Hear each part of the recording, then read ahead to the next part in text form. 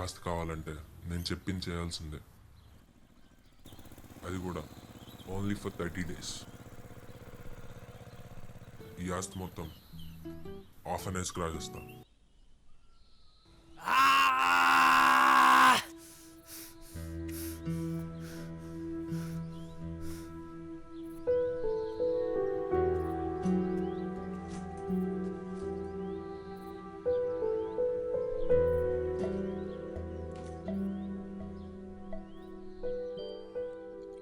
నా అనుకునే లైఫ్ నాకు కావాలంటే ముందుగా ఈ డీల్ నేను గెలవాలి.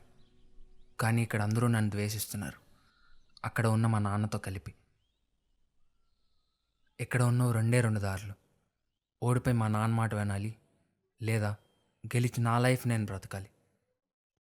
చూడండయ్యో మా సైకాలు అద్దిన సిక్కోలు చిత్రాలు.